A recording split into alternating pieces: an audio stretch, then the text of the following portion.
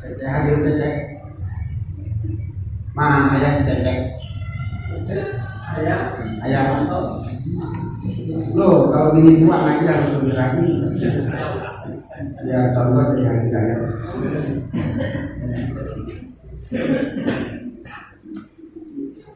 Salah satu syarat air yang boleh dipakai untuk wudu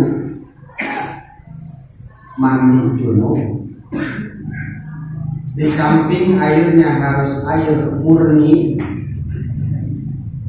ternyata disyaratkan juga air tersebut masih utuh, belum berubah dari sifat asalnya.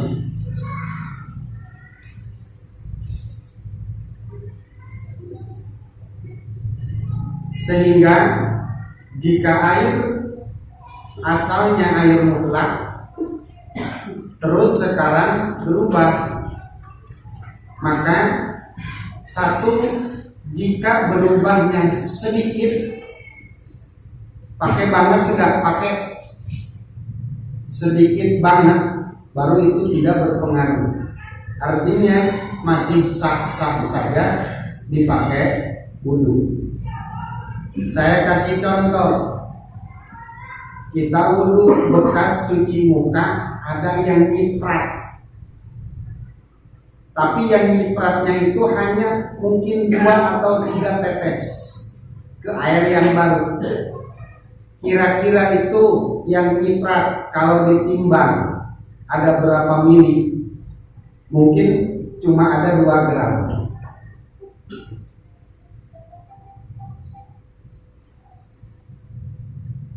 Cuma ada 2 gram. Sekarang kalau 2 gram tersebut jadi sipuhan, taruh ke air, berubah enggak? Gitu. Ternyata enggak, berarti tidak berpengaruh. Ternyata kalau 2 gram sipuhan air jadi berubah warnanya, berarti berpengaruh. Yang pertama, kalau berubahnya sedikit banget, maka itu tidak akan berpengaruh. 2, bagaimana kalau berubahnya banyak? Maka jika berubahnya banyak, ini air walaupun baru, maka tidak bisa kita pakai wudu lagi. Kalau berubahnya banyak. Nah, bagaimana bisa kita ketahui air itu berubahnya banyak? Maka ditandai pada ada salah satu yang 3. Jika salah satu yang 3 ini berubah, maka air dinyatakan berubah banyak. 1, tukmin, rasanya, warnanya tetap jernih, aromanya tetap biasa, tapi begitu kita cicipi kok manis. Begitu kita cicipi kok asin, maka dia berubah banyak. Dan kalau air sudah berubah banyak, tidak bisa kita pakai wudu lagi. 1. Aulaunin atau berubah warnanya saja, rasanya tetap tawar, aromanya enggak ada apa-apa, tapi begitu kita lihat warnanya berubah. Warnanya berubah, maka ini air termasuk berubah yang banyak. Setiap berubah yang banyak ini berpengaruh terhadap air, sehingga air tidak bisa dipergunakan untuk wudu. Yang ketiga, awrihin, aromanya saja, warnanya tetap jernih, ya, rasanya tetap tawar, tapi begitu kita cium, kok air ini bau? Bisa bau obat, bisa bau apa, maka itu sudah dinyatakan berubah banyak. Dan kalau berubah banyak, itu dinyatakan tidak bisa untuk dipakai. Cuman perubahan ini ayat 2, 1 berubah johir, 2 berubah takdir. Itu beda seperti alamat ikram. Wa alamatu jarihi kasratun johiratun, ayat 2 wa alamatu jarihi kasratun muqaddar. Orang kira cai di ayat jadi. Ayat berubah anu johir, ayat berubah anu takdir. Bagaimana berubah yang johir? Tadi air kita kasih sipuhan, airnya seember, kita kasih sipuhan seujung sendok. Kira-kira warnanya berubah nggak? Berubah, ya. Nah, bagaimana yang berubah takdiri? Begini, kalau air sama sipuhan pasti kentara. Yang jadi pertanyaan, kumaha lamun eta cair kacampuran sama air lagi? Seperti air mustakmal dicampur dengan air yang baru. Kelihatan nggak perubahannya? Hah? Air tetap jernih, rasa tetap tawar, aroma enggak. Sebelum dan sesudah tercampur dengan air mustakmal, maka air itu akan sama. Tapi menurut hukum, air ini sudah berubah. Itu. Bagaimana cara membuktikan berubahnya? Ditakdir. Kumaha ditakdir? Dikira-kirakeun. Nu nyampuran karena eta cai saember berapa banyak? Kira-kira ada 1 sendok. Nah, anggap yang 1 sendok tersebut sipuhan. Anggap yang 1 sendok tersebut adalah gula. Air berubah enggak? Kalau air 1 ember kita kasih gula 1 sendok, warnanya rasanya akan berubah. Maka air yang 1 ember kita kasih air mustakmal 1 sendok itu dinyatakan berubah, tapi berubah menurut perkiraan. Eta begitu ngaranna takdiri. Berubah cai, berubah cocok kira-kira. Itu ini contoh dari air yang berubah tidak nampak namun ada dalam perkiraan. Bagaimana hukum air yang berubah menurut kira-kira saja walau takdiriyah. Saya kasih contoh lagi. Mang Bajeng ini jadi wali. Amin. Ciki nage heran. Jernih, tidak beraroma secara ciki urang. Tidak beraroma, warnanya jernih, bahkan namun diminum air wanita nggak ada rasa tawar seperti air jam-jam saja. Tapi berhubung ini bawal air kencing, maka hukumnya najis. Sekarang kita campur air yang tawar tersebut pada air kencing tersebut dengan air yang seember. Kira-kira bakal berubah nggak? Kan nggak bakal berubah. Kenapa? Sifatnya sama, karakternya sama. Dia jernih, tidak ada rasa, tidak ada warna, tidak ada aroma juga. Sama sifatnya, tapi hukumnya berbeda. Yang di ember air yang baru, ini air kencing, air najis. Gitu. Dicampurkan tadinya kumaha. Oh, ini kalau dirubah, kalau dikira-kirakan air kencing ini air kencing berwarna, maka dia akan berubah. Itu walau takdir. Itu. Saya pertanyaan. Gimana nih saya belah sini, ember belahnya. Pas itu ada yang nyiprat ke sana, itu air yang di ember berubah enggak? Tanya yang nyiprat banyaknya seberapa? Kira-kira kalau itu jadi sepuhan, itu air bakal berubah warnanya apa enggak? Oh, kalau segitu mah enggak bakalan, ya udah aman. Tapi kalau yang nyipratnya lumayan banyak juga sih. Anggap saja air yang bekas pakai muka kita tuh airnya berwarna. Di sana bakal berubah nggak warnanya? Berubah. Oh, berarti itu juga berubah. Oh, pas dilihat ternyata jernih-jernih aja. Ya, kan berubahnya berubah takdiri. Kira-kira. 1, 2 takdir. 3 awakana tagoyuru bima ala budil mutatohir. Dan air juga jangan sampai ada yang berubah karena sesuatu yang ada pada muka kita. Karena ada sesuatu yang ada pada tangan kita. Baik itu merubah warnanya saja, atau merubah rasanya saja, atau merubah aromanya saja. Contoh, tangan kita harus dilumuri minyak wangi. Ya, maklum mereka salaman ke murid. Si ayah wali murid mau pada datang nih. Wah, menikun kau lucir, pakai minyak seni. Sekarang mau wudhu, jangan langsung wudhu ayah, cuci dulu pakai sabun biar pengaruh wangi di tangan hilang. Karena kalau tangan masih wangi, begitu air kita mau wudhu datang ke tangan, itu air sudah berubah duluan. Karena air lebih dulu menyentuh minyak wangi daripada kulit, sehingga prosesnya air datang ke permukaan minyak baru menyentuh ke kulit, sehingga begitu datang ke kulit ini air sudah berubah duluan. Cuma berubahnya bima ala udwil mutatahhir, karena sesuatu yang ada pada tangan kita. Mama mukanya penuh sama bedak,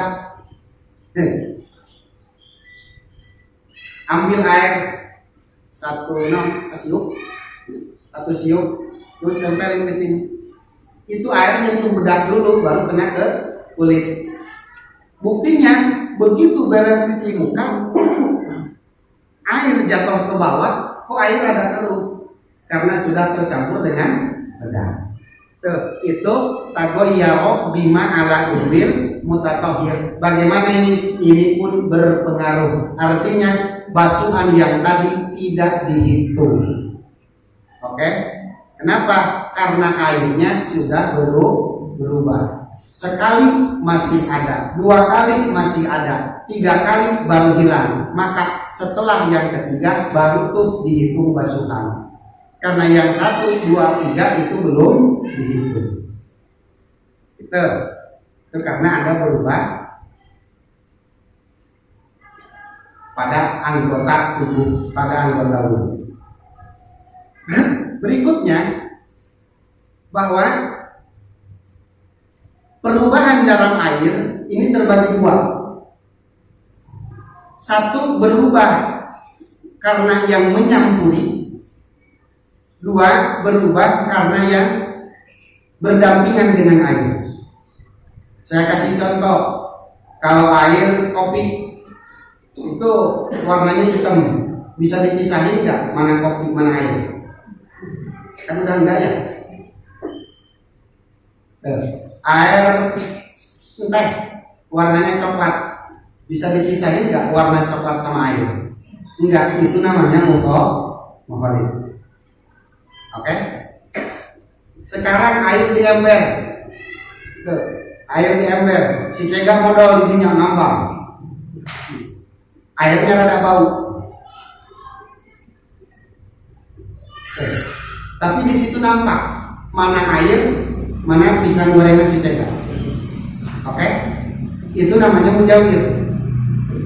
Jadi ada yang merubah kepada air tidak bisa kita pisahkan, ada yang bisa kita pisahkan. Kalau tidak bisa kita pisahkan namanya mukhalif, bercampur. Kalau tidak bisa kita pisahkan namanya mujawir. Air dan barangnya itu bertetangga.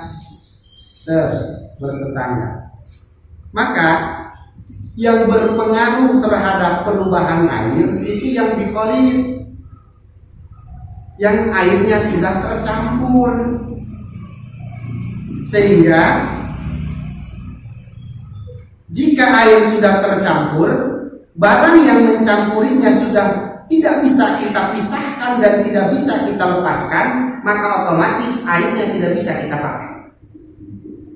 Tapi kalau airnya yang berdampingan dengan yang mencampurinya, saya kasih contoh, kalau ada kayu jatuh ke kolam, lama-kelamaan itu kayu jadi bau, otomatis air pun akan berubah jadi bau.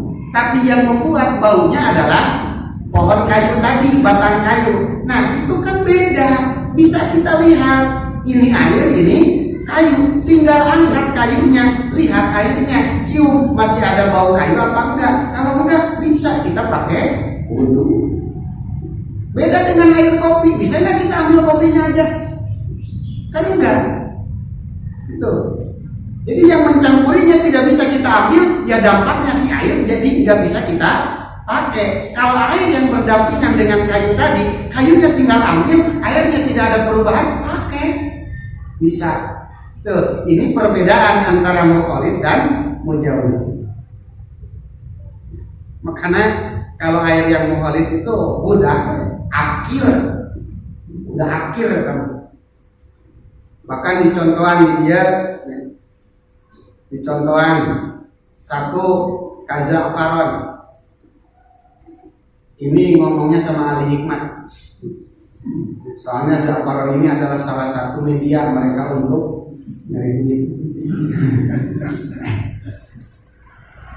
Wasamari sajari nabata turbal ma'i, daun-daun buah-buah yang jadi dekat air.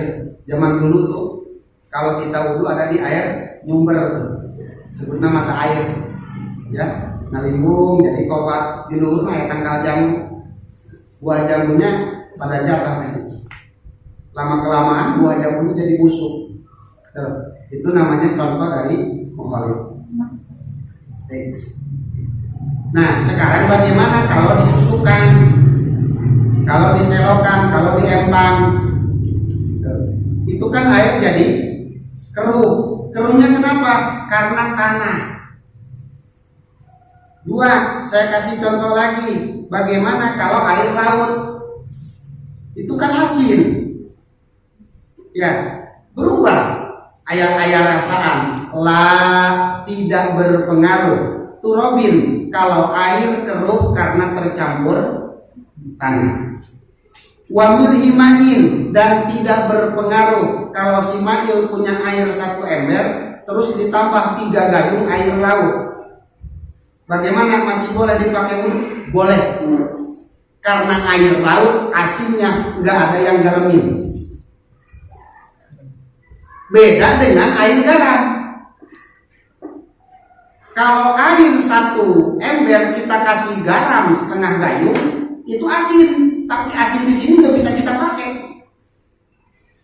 Tapi kalau asinnya timbul dari air sendiri, seperti air laut. Nah, air laut kita campur sama air tawar, nggak masalah. Kenapa?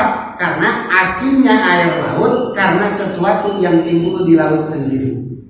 Itu ayat nungan uyahan barabe lamun laut perlu di uyahan.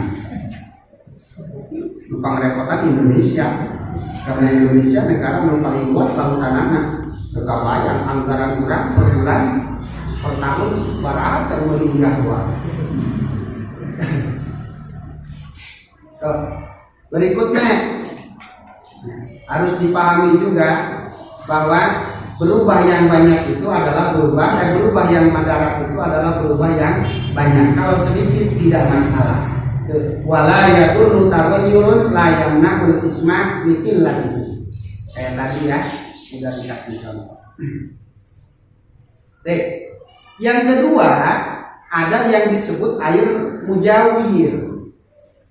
Jadi airnya tidak bercampur, hanya saja berdampingan. Bagaimana patokannya? Ma yatamayyazu linnazir adalah benda yang bisa dibedakan oleh penglihatan. Ini air, ini bukan air. Itu namanya bertetangga. Kaudin seperti kayu. Waduhin mentega. Mentega kita cemplungin ke air, cair enggak? Kan enggak. Justru mentega makin keras kalau dimasukin ke air. Karena mentega sifatnya dia paling enggak mau sama panas. Kalau sama dingin mau dia makin keras. Gimana? Gampang, tinggal ambil menteganya, airnya kita pakai dulu, no problem. Malu saya. Bahkan waminul buhur. Ini kan ayam buhur, anu bisa jadi kulitnya.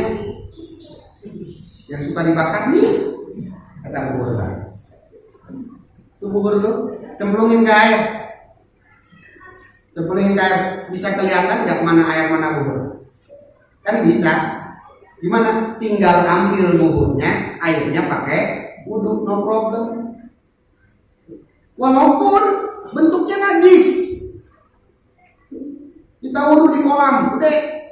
Kita di sini ada yang wudhu, di sini ada yang nyuci, di sana ada yang mandi, di sana ada yang modal.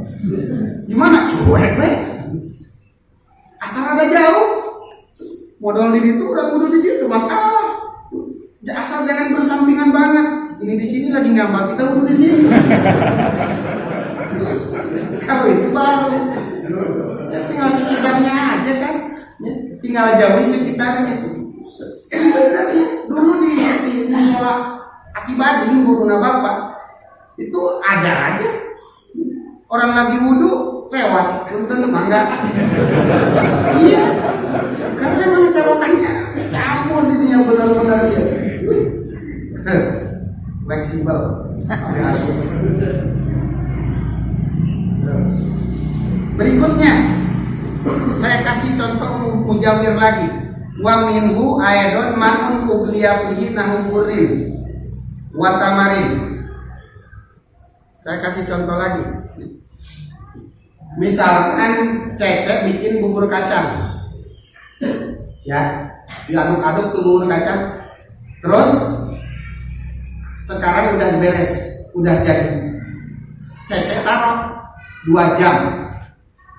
Nanti juga akan berpisah. Air di atas, kacang di bawah. Kelihatan nggak mana air mana kacang hijau? Kelihatan. Airnya lama-kelamaan jernih. Bisa nggak kita ambil? Silakan. Kita ambil pakai wudhu. Tuh, korma kita rebus.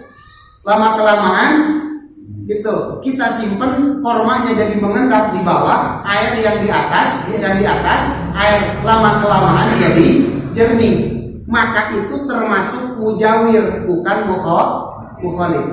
Dengan catatan haitsu lam yu'lam infisalu ainin bihi mukhalifatan. Artinya apa? Artinya simpulna kieu, lamun keur diaduk keneh itu berarti mukhalif. Tapi kalau sudah mengendap itu jadi Oke? Tuh. Nah, ini contohnya air rebusan tuh, air rebusan jagong, ya, air rebusan jagong, sedang jagong pluk 10 biji, pluk, udah matang jagong, waktu masih mendidih itu warnanya ada warna kuning, gitu. Rasanya juga kadang ada rasa jagong. Kita diam, kita tinggalkan semalaman, jagong di bawah, air di atas, gitu. Jadi warna yang di atas sudah kembali jernih. Pada saat masih mendidih itu masih mukhalif. Tapi begitu sudah mengendap maka itu air jadi mujawir. Haitsu lam yu'lam infisalu ainin bihi mukhalifatan. Oke? Sampai di sini tidak dapat dipahami? Bahkan seperti bubur. Tapi awas, jangan disangka bubur kayak di kita. Ini bubur Arab. kita bahas Arab. Untuk membuktikan silakan buka di YouTube. Saya pernah lihat bubur kacang Pakistan. Jadi kalau bubur kacang Pakistan itu, jadi dia rebus kacang aja kacang Arab. Ya, kalau deh Arab. Jadi satu dandang besar, aduk-aduk, terus, nah itu suka disimpan. Waktu masih diaduk itu warna kacang, semua kacang merah itu warnanya. Tapi kalau diendapin lama kelamaan mengendap, air yang di atas jernih, yang di bawah kacangnya doang. Itu namanya air bubur. Air bubur kalau berubah karena mujawir itu tidak berpengaruh. Nah, timbul pertanyaan, ya, kalau mukhalif berpengaruh, mujawir tidak. Ini kita ragu-ragu, ini air mukhalif apa mujawir? Kalau mukhalif tidak bisa kita pakai. Kalau mujawir bisa kita pakai. Maka lahu hukmul mujawir.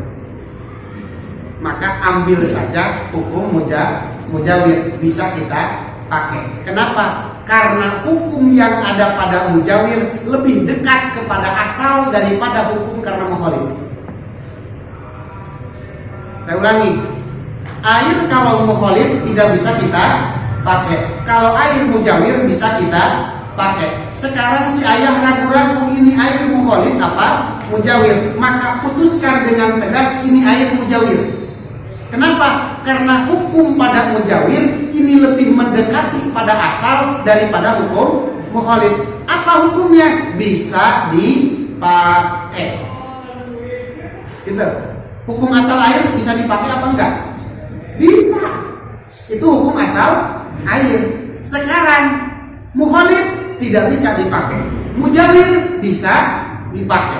Namun mukholid dan mujawir dua-duanya sebetulnya udah berubah. Gitu, dua-duanya udah berubah. Cuma ini berubah mukholato, ini berubah mujawaroh. Cuman dua-duanya ini memiliki hukum. Mukholid tidak bisa dipakai, mujawir bisa dipakai. Dan ternyata di antara dua hukum ini hanya hukum mujawir yang mendekati pada hukum asal. Sedangkan cek Rasul jeung cek Qaidah nage itu.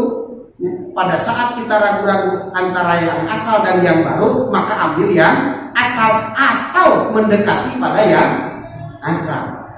Gitu. Ya, ada cecek. Kudu yakin. Ulah ragu-ragu. Lamun masih kena ragu-ragu, ambil yang asal atau mendekati pada yang asal. Kurang paham, tanyakan ke Amil.